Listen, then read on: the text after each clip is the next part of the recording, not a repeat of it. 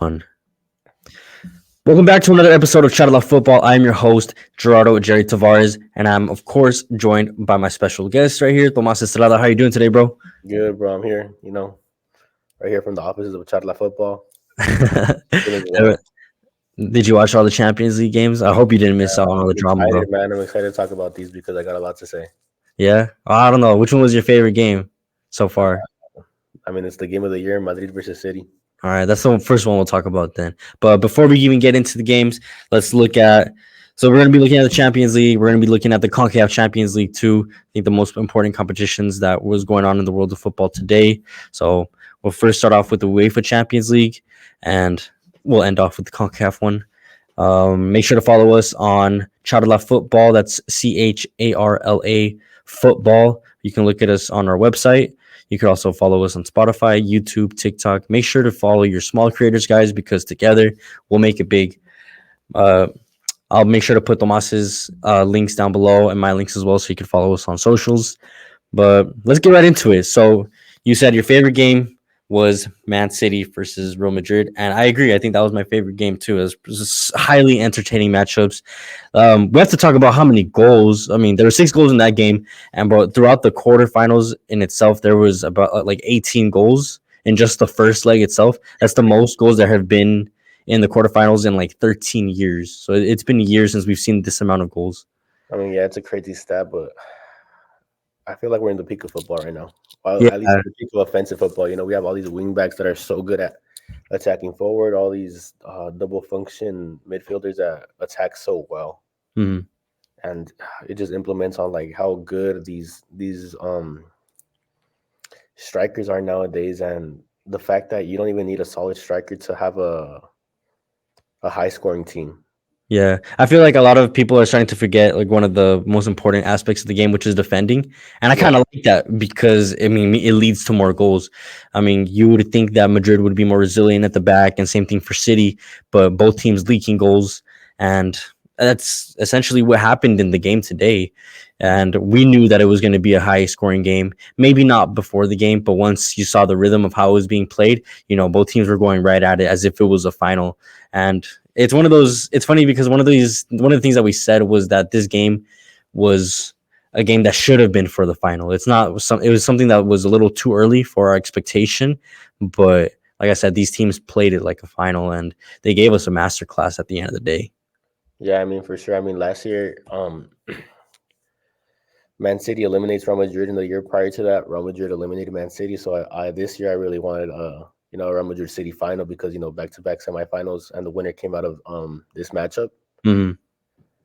So a final would have been like it would have been justice to football to what these teams have done in the past years. Do you still believe that the winner of the Champions League will come from these two? I feel like for sure, yeah. Yeah. They're just something else in this competition. And you have Man City proving that last year, and then Real Madrid proving that the year prior. I just don't see another team that could actually beat them right now. In Yeah, this, not even like the likes of PSG or Barcelona. No, really, you don't have no. I don't think so. I think City attacks better than Barcelona. I think City attacks better than PSG. I think Madrid attacks better than Barcelona. I think Madrid attacks better than PSG. It is what it is, and they're the teams that are favorites for this competition for a reason. That's That's true. why everybody calls it like a too soon matchup. A Yeah, matchup that was I, meant I I won't argue with that. I won't argue with that because a lot of pundits, everyone in like the world of football, they do agree that that's where the finalists and the champion will eventually come out of. Something I had to ask and I want to talk about was so what happened last year. Ancelotti like sent out basically Madrid to fail at the Etihad, and that's where they got like thrashed 4-0. Do you feel like he learned from his mistakes in this game, not starting the likes of Luka Modric, an experienced player, putting his younger players and really wanting to develop these younger players? I mean, if you look at it, comparing last year to this year, you can't compare it to the Etihad yet because the Etihad has not been played yet. Hmm. So looking at the Bernabeu, it looks like he came out differently in the way that he attacked more. But he also, I'm not gonna say he defended worse because his team was really solid defensively. The two goals that come in the second half are just like worldly strikes. They're just like Man City's touching the ball around. A little gap opens, Phil Foden takes a shot. A little gap opens, Guardiola takes a shot. Like, what can you really do? You can't really do much. Maybe, I mean, you could put more people lower, but that just opens up Man City to attack you. Mhm. And I feel like for Man City, he probably used the best scheme that he could use, and his team responded very well to being down 3-2 and 1-0. But at the end of the day, Man City they're just a more balanced team. That's And true. you know that That. I mean, like Modric, Cruz. I know Modric was subbed in, but Cruz is just. I feel like he needs to be looked at for a replacement already. I think it's just age. He's still a solid player. I'm not saying that he's like the worst or that it was his fault that Madrid lost, but you need to start looking for replacements for this midfield. And well, technically they are. They have Camavinga starting now, and they have a bunch of young players being in, and it's just it's just time to be honest. Like put these players in, give them an opportunity, like you said. Mhm. But I That, just that's what I liked about. I mean, this formation from Ancelotti. It was definitely giving the younger players more of that experience at the highest level. But these are players that have done it already before. But let's talk about the goals because you mentioned like they were bangers, especially that one from Valverde. According to the UEFA website, I was actually looking at it earlier. That was voted the goal of the week. Now I don't know personally if that would make that one the goal of the week. Foden's goal was unbelievable. That was top bins class. Like no goalie in the world could have gotten to that. And I'm not saying that. Man City's keeper could have done better on that on Valverde to save, but that Foden strike was just otherworldly. Yeah, I mean, I'd have to agree. Foden, his goal was just, you see him take, I think like it was like 6 or 7 minutes earlier, you see him take a crack at it and it goes straight to the keeper. I mean, the second time around, he takes the same crack and he just puts it top right. He was looking for that shot. Yeah, and it's funny So, because like Foden was pretty much quiet throughout the game, like up until he got that goal. He really wasn't affecting the game besides that one shot that was saved, like you said, and then the goal that he put top ins. yeah, I mean, he was looking for that crack and he got it and he got his opportunity and he finished it. But Do you feel like he's the best player for City? I feel like he's the best or the most influential offensive player, maybe. But Mm-hmm. even then, it'd be competed at with Bernardo Silva because Bernardo Silva is just so good at what he does. Going from the midfield to the wing and keeping possession, maintaining it, and being able to get forward so fluidly and just so Mm-hmm. easily. I mean, he has that goal in the first half where I mean, few midfielders are thinking to strike it from there, and he sees the Real Madrid keeper out, and he takes a crack at it, and it goes in, and all props to him. But yeah, I mean, to answer your question, I think Foden is at least competing for the most influential offensive player Yeah. for I think he's probably the best player for the City team because Holland has, again, he really did not do much throughout the game. If anything, he kind of restricted their play and up top because he wasn't able to hold balls. And I mean, that's due to, I mean, you have to give credit to Rudiger. Madrid's defense, but Yeah, I don't know. I mean, if you had a more mobile striker, maybe you could have done a little bit more up top. I mean, maybe if you put in, it's because I mean, Haaland was good at what he was tasked to do, which is kind of Score. like no, he wasn't really tasked to score. He was really tasked to open up the midfield. He was really high all the time. He could come down as a 9. He's done it before, but he just wanted to keep that Real Madrid defense kind of high because it opens up that gap in the middle where Bernardo Silva and Phil Foden are able to crack shots from, which is Mm. what happened. And if you look at it, every long ball going to Haaland was really like at 1/4 of the field with him and Rudiger only. Rudiger and then a center back behind him. So he's really trying to keep that midfield open for his midfielders. I mean, if you're looking at it from an analytics type. But I mean, only the players really think what they're doing. But I think that's what Haaland was tasked to do. Just Mm. kind of open up that space. And I mean, it was there all game. It Do was there. do you feel like they were missing Kevin De Bruyne? I know he was out because he said he was feeling unwell prior to the match. I think he threw up. Um, but do you feel like they kind of missed the likes of De Bruyne? I mean, of course, De Bruyne's a midfielder that you're always gonna miss, and you're always gonna want in your squad when you have him. But I mean, if he's feeling unwell, we do. Well, I mean, Man City does have Phil Foden. Like you look at it, like as Pep Guardiola, you think we have Phil Foden, Mhm. And why risk Kevin De Bruyne when Phil Foden's healthy? When you still have Bernardo Silva, you still have Erling Haaland. You have other influential players, basically. Yeah, and then I mean, if you keep Kevin De Bruyne, if you put Kevin De Bruyne in and he's not playing well, he could cost you a bit because he's a midfield player. It's a key role.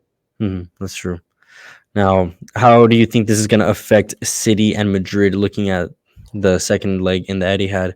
It's basically 0-0 because away goals don't matter at this point in the tournament. I mean, it's just if City couldn't get, I mean, sorry, if Madrid couldn't get it done at home, I don't know how they'd be able to get it done away. I'm Yeah. sorry. I, I think City advance.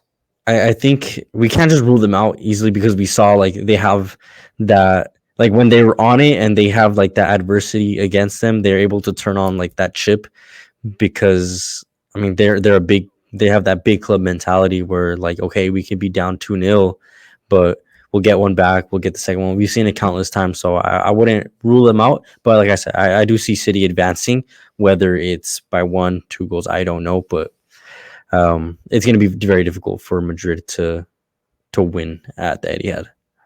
Yeah, I mean, I see what you say, but the thing is, like, in these past, I mean, in these past rounds where, you talk about the Madrid magic, Madrid usually closes at home, and I mean, this isn't getting closed at their houses. It's getting closed at the Etihad, where if you're down 2-0 and you score one, you're getting booed instead of cheered on.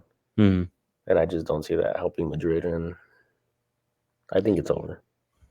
Let's look at a game that's still pretty much wide open. Honestly, looking at this game, I thought it was going to be a much one-sided affair, but Arsenal and Bayern tied 2-2 in the first leg. Another cracker of a match. It was. We were just blessed on Tuesday. We were blessed, like as a soccer fan, to be watching these games. Let's look at what happened in the match. So yeah, let's look at what happened in the match today. It was a 2-2 draw at home for Arsenal. I really thought that Bayern were going to be able to get a better result by the way they played and by their standards and their experience in the Champions League, but Arsenal proved to be a tough task. And I was kind of surprised by the way Bayern played, just because they got those 2 goals. I didn't think they would be able to score 2 away at Arsenal, but I mean they were able to do it. But let's first start off with Bukayo Saka, who at the weekend was influential. He scored his penalty, and like we said, that he's been scoring for fun pretty much. He's the highest goal scorer for Arsenal this season. And then again, he got on the score sheet in the beginning of the match. I think it was like in the first 15 minutes, and he's just so pivotal for Arsenal. I mean, even if they're not at their best right now, especially in that game, he's their best player. I don't know. What do you think? Who do you think is the most influential player for Arsenal right now? I mean, he definitely is. I mean, you have him, you have him score to take the lead, and offensively, he's the most influential player overall. Arsenal's a pretty balanced team, but offensively, I'd have to say he's the most influential player. Yeah, and a player that I have to highlight too was the return of Serge Gnabry. He's been like in and out of the squad for Bayern Munich. Unfortunately, he picked up a hamstring injury, and that's what kind of sucks with Serge Gnabry. He's been like plagued with injuries at least recently, but he was key in getting that. I think it was the first goal for Bayern Munich, because then Harry Kane scored that second goal, the penalty. Um, and then we're going to get into the controversial calls in just a bit, because there was 2 pretty controversial penalties, or what could have been penalties for either team, but we'll talk about that right now. Harry Kane as well, like I said, he got on the score sheet, scoring his penalty, and I love that he said after the match that Arsenal loved giving him penalties. I just thought it was funny because Yeah, it's one of his favorite teams to score against, and of course he's from Tottenham. He had to score against them. yeah. I mean, he says that rivalry against Arsenal, whether it be on any team that he's on, he still remembers his time in London. Yeah, he's not going to forget about it. I mean, he's the legend there. And another player, and I think someone, I mean, I'm going to ask you this. Do you think Leandro Trossard should be starting ahead of Gabriel Martinelli? Because at the weekend, he came on, I think, as a sub, and he scored. Again, he comes on as a sub this game, and he ties the game for Arsenal. And he's looking to be a threat, pretty much. And I think he should be starting, in my opinion. What do you think? Okay, the thing with players that like super sub players that they call them, the thing with them is that sometimes when you start them, they don't perform as well as when they're subbed on, because when you're subbed on, you have the fresh legs. You're playing against, I wouldn't say a subpar player, but you're playing against a player who's has had a minutes in him. He's already like he's physically declining a bit in that moment. Like tired legs, pretty much. Tired legs, pretty much, versus fresh legs. So fresh legs versus tired legs, he's proven himself. I'd say give him a shot. If it's, but the thing is, like in the Prem right now, Arsenal's in the title race. So I'd say keep playing it safe with Martinelli and just see where it takes you. If Martinelli is not performing to what you think Leandro can, I mean, only Arteta really knows the judgment he makes on his players. So. But right now, I'd keep starting Martinelli just because I feel like Leandro Trossard is just still developing.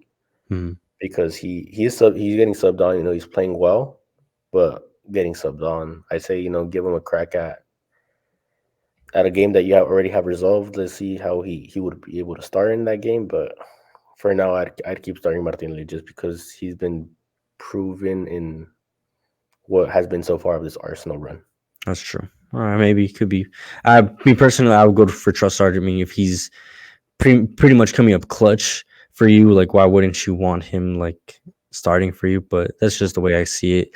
Now let's get into the controversies of the match. So should we start off with the Bayern penalty or the Arsenal penalty first? I think we should probably talk about the Bayern one, right? Because that was a little bit prior to the Arsenal penalty, or what should have been called a penalty.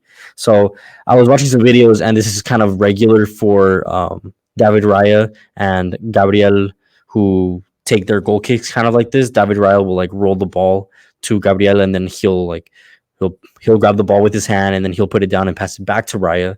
But in this instance specifically, you have to remind yourself that this is the quarterfinals of the Champions League. So David Raya grabs the ball, sets it on the floor. The ref blows the whistle, passes it to Gabriel, who picks it up with his hand. The ref already blew the whistle. So in that point, once the player grabs it with his hand, the game has already restarted.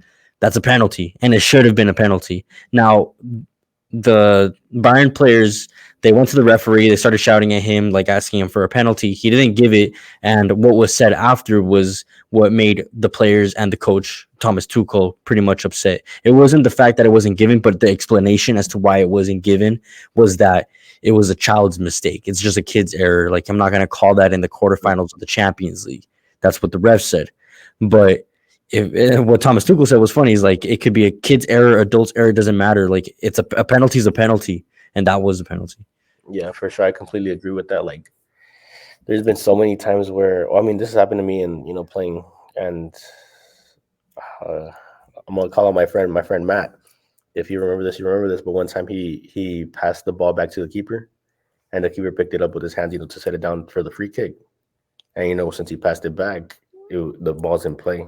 So it's called I forgot what the call is, but when you can't pick up a pass from your own defender. It's indirect. It's an indirect foul, right? Indirect call, yeah. And so it is a foul. I mean, and if you say that it's a childish mistake, I mean, tripping a player could be a childish mistake. When you go for the ball, I mean, it's still a mistake. It's still a penalty. It's a foul.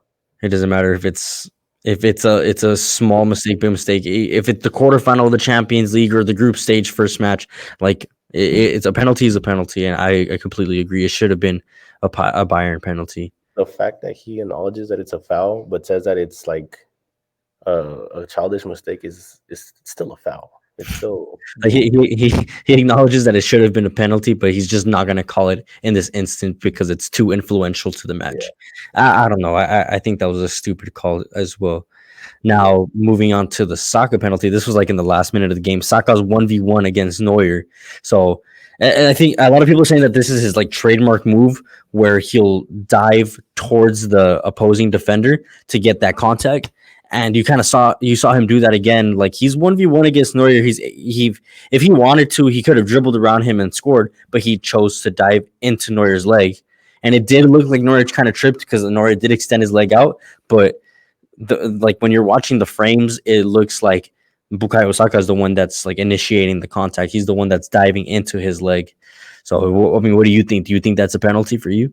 I think that should never be called a penalty because if you look at the movement at the ball post Bukayo Saka's last touch, he completely puts the ball behind him and kind of extends his right leg into Neuer. If you're really going for the shot, you extend the ball kind of like in and the way of your run to loop it around with your left, and he doesn't do that. He completely looks for the penalty, and to me, yes, there's a contact, but the fact that you looked for that contact, or the fact that you put in your body in way to be able to make a contact to get that penalty, it's just I don't think it's ever a penalty for me Yeah, and because I'm glad they didn't call it. Yeah, because you're looking for it. So I'm glad they didn't call that because that would have been another controversial call. But if obviously, a lot of Arsenal fans thought that should have been a penalty. if anything, Bukayo Saka should have looked to score in that instance. And if he looks to score and gets tripped up, then yes, it's a penalty all day. But that's not the reality of this.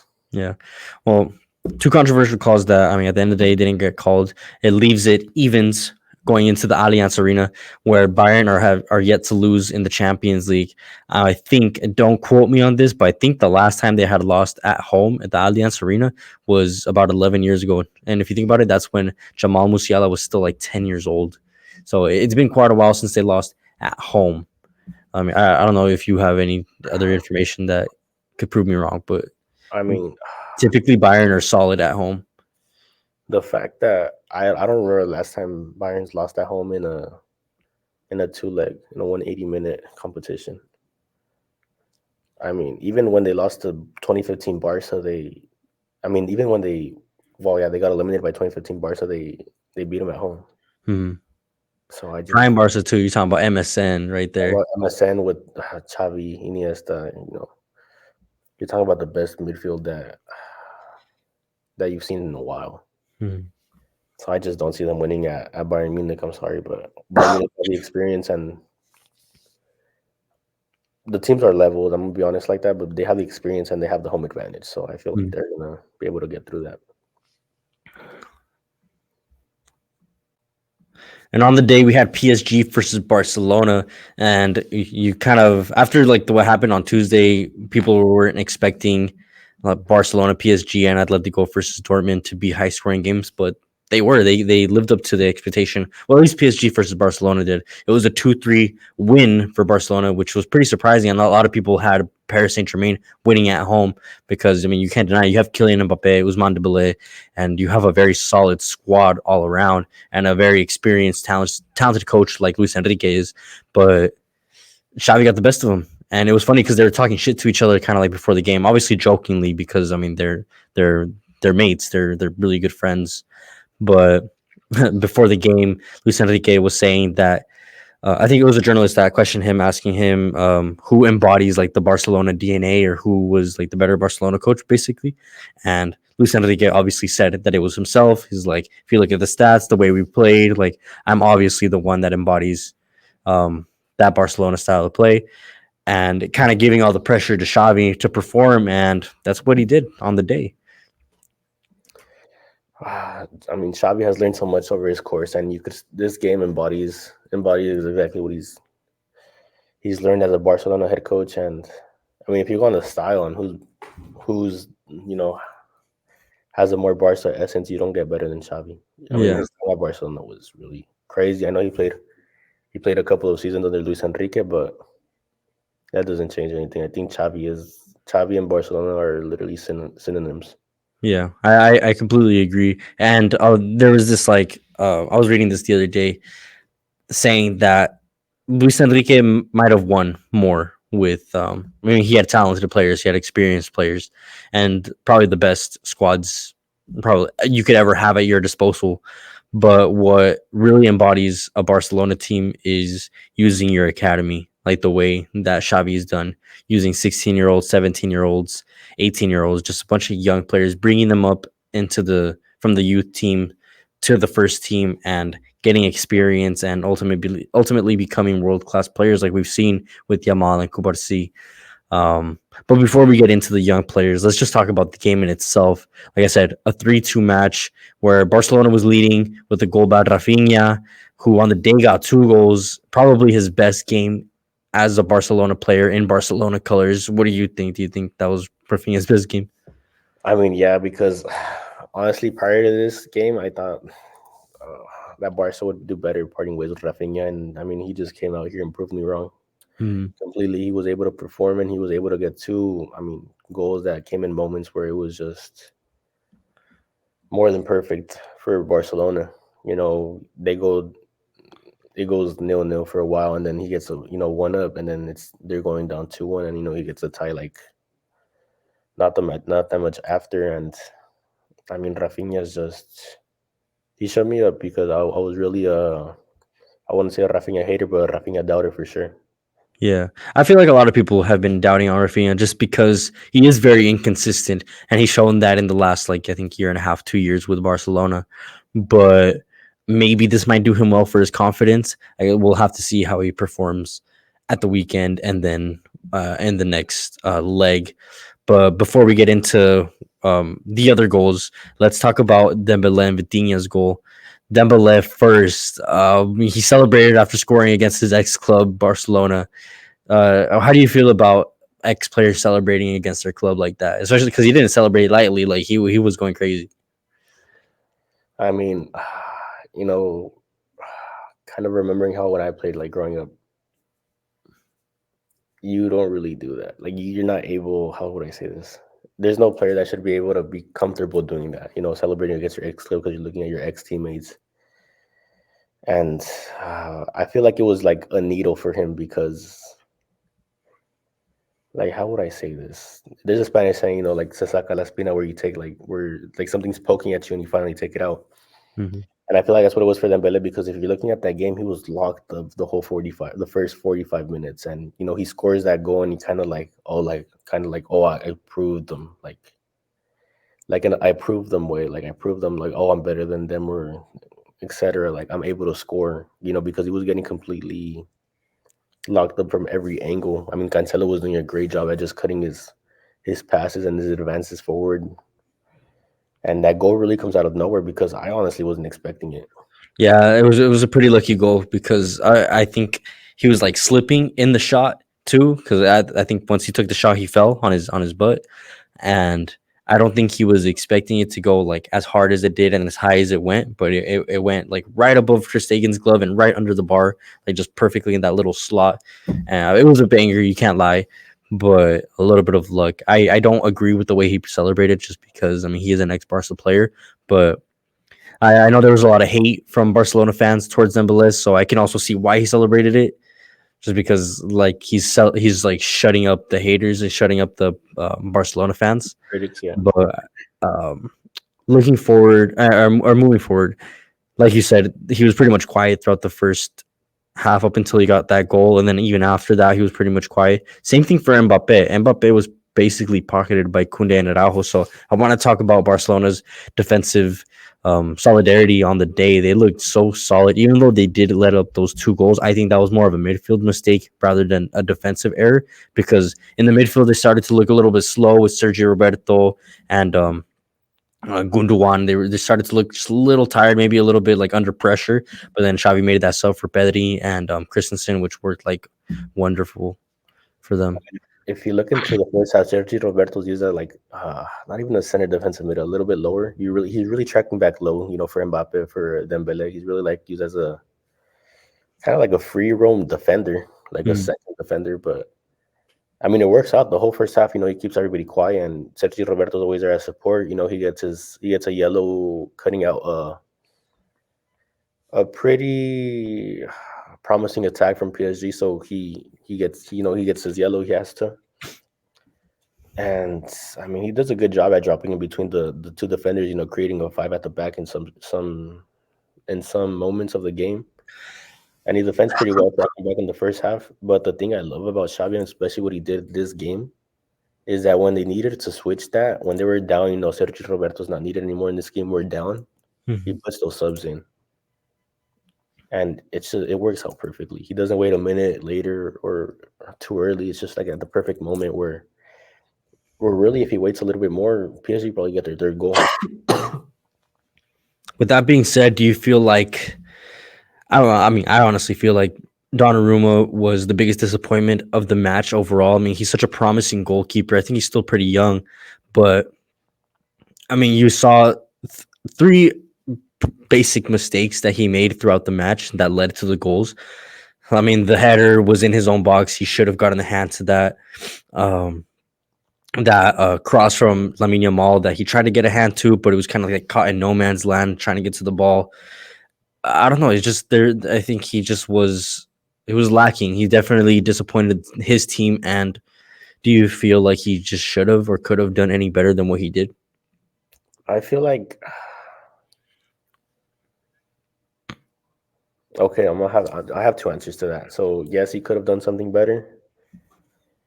I mean, in every essence, any player could do anything better. But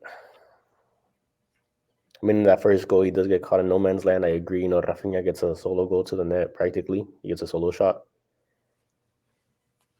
But the thing is, like, the first goal he comes out, and the third goal he stays back. So I mean, he's completely doubting himself. It's really just a self-confidence issue, in my opinion.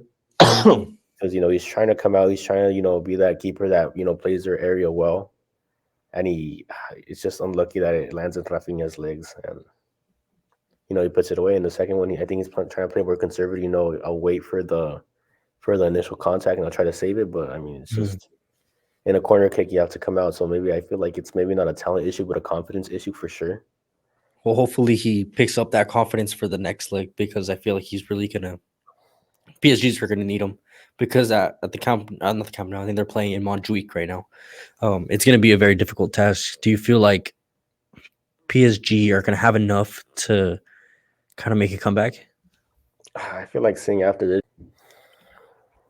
To be honest with you, I think it's if PSG come back from that at Barcelona, I mean at the Montjuic, that'd be a miracle. It's just I don't think we've seen. It's just so hard to lose at home, especially in European football. It's just like your home side is everything, and you just Yeah, have harder at home. You have more support at home. You're more. I don't know what it is, but it's I just feel like the something. atmosphere is going to be crazy there, because I mean we saw they kind of made it into a fortress in the last game against Napoli, and especially against PSG. The storylines behind Luis Enrique, and then you have Mbappe who's going to go to Madrid, and then you have Ousmane Dembele making his comeback. I mean, there's going to be so many storylines that these Barcelona fans are going to be making it hell for these players. So I see it very, very difficult for PSG to make a comeback. They possibly can, because like kind of how we saw when they were 1-0 down and going into the second half, like in those 5-10 minutes, all it takes is just a few moments of brilliance between those players for them to really get it going. But will it be enough? That's what I'm trying to get at. I really don't think so. The thing is that if PSG even get it going, I mean, we saw it from Barcelona today that they react well to adversity in moments like these, and it's brand new to this team, I know, but they have two really young players who I don't know how they do it, but they just react very well to this adversity. And I just even if PSG come back momentarily, I feel like Barcelona is gonna take it. That's just my opinion. I guess we'll find out. Now, a team, this is the last two teams. I mean, it's a game that's pretty much kind of still open. Atletico versus Dortmund. It ended in a 2-1 result.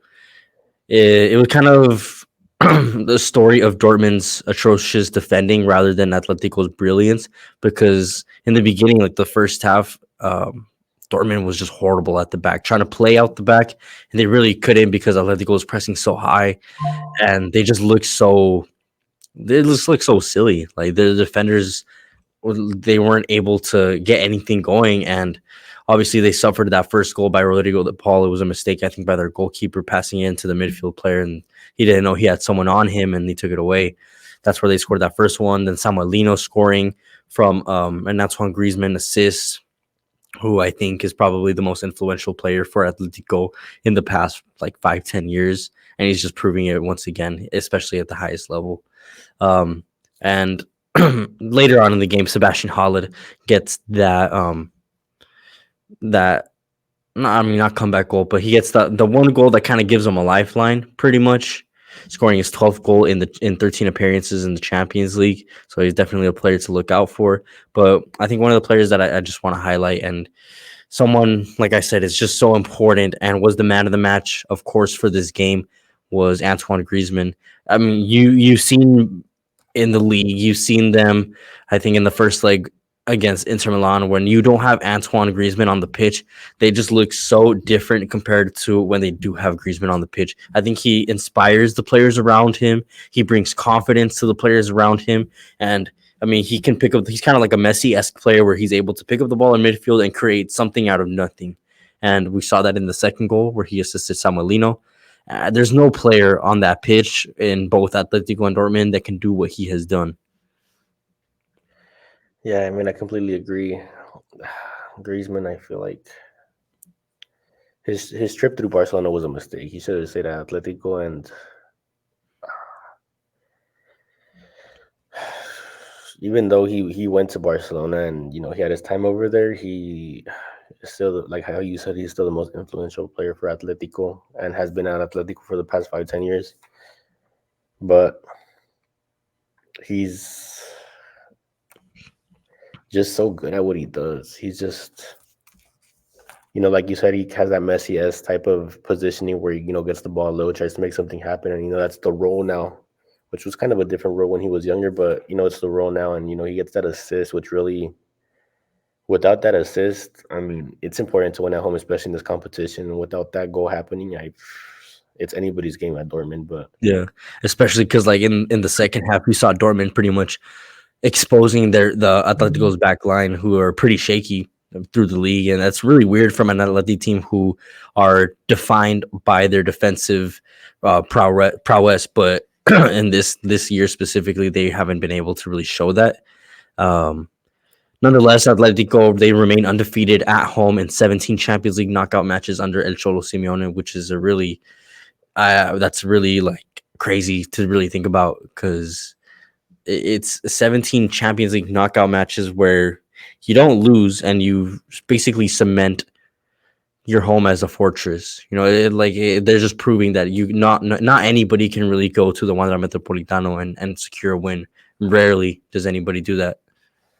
yeah, I mean, it's just those mysteries of football where like we were talking about, your home field is everything. It's your people, your support, your really how you called it, like a fortress. It's like not any team's going to come here and beat us. And I mean, you even see that through the small teams in Champions League. Like Copenhagen, they had a pretty solid performance at home as well. But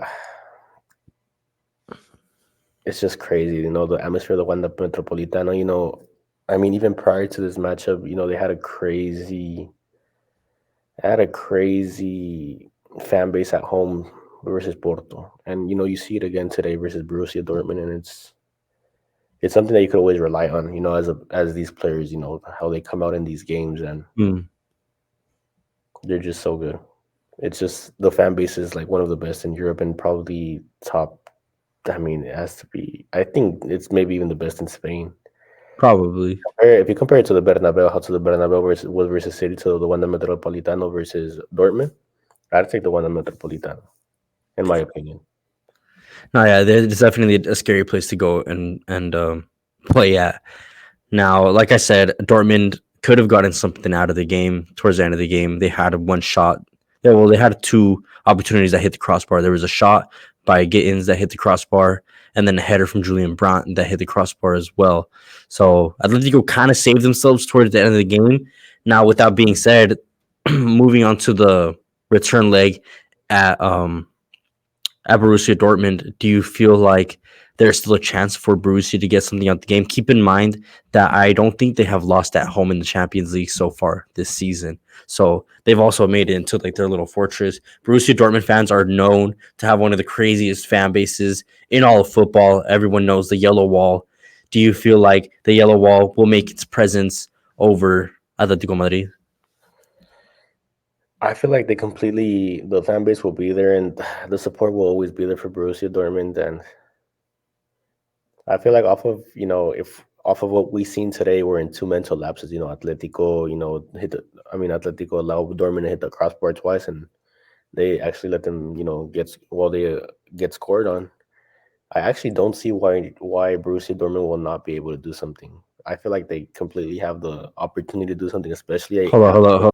My bad, guys. We had a few technical issues, but Tomas was just saying how important that the yellow wall will be for Borussia Dortmund and how it's going to be detrimental for like the energy given to Borussia Dortmund, and then obviously kind of giving that that frightening essence to the Atletico Madrid players. Do you agree with that?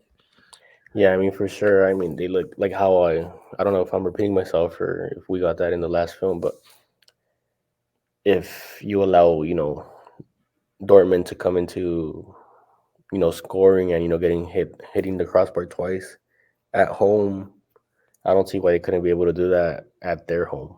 You feel me? And I mean, Dortmund could very well advance, with the support of their people and closing at home, Because especially if those mental lapses happen, with the pressure that the Dortmund fan base creates. yeah, all they need is 2 goals, pretty much.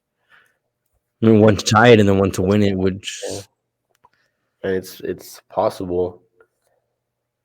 But the thing is that Dortmund as well can't commit any mistakes at the back because, Atletico Madrid will eat that up and capitalize definitely. today. Like we see in general throughout the Champions League, if you have to be in your A game, you have to play almost a perfect game when it comes to these quarterfinals because there is elite players in every part of the pitch. So you have to make sure defensively solid, your attack is solid as well, and when it's not, obviously it produces wonderful games for the neutral like us to watch because, like I said, you get 18 goals in the span of 4 matches. I mean, that shit's just crazy. But I'm glad we were able to watch it, and this is just vintage Champions League football. If you're a casual or you didn't get to watch any of these games, make sure you watch the return leg. Thank you guys for listening to this episode. Thank you for supporting CharlaFootball. Again, I'm your host, Jerry, alongside Tomas. I'll make sure to put our ads at the YouTube bio down below or on the bios down below.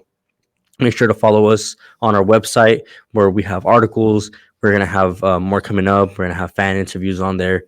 Also, links to our Spotify, um, Instagram, TikTok, Twitter, all that. So make sure to follow us there. Support your small creators, guys, because together we'll make it big. Tomas, thank you so much for helping me out. And we'll see you guys on the next one. See you guys.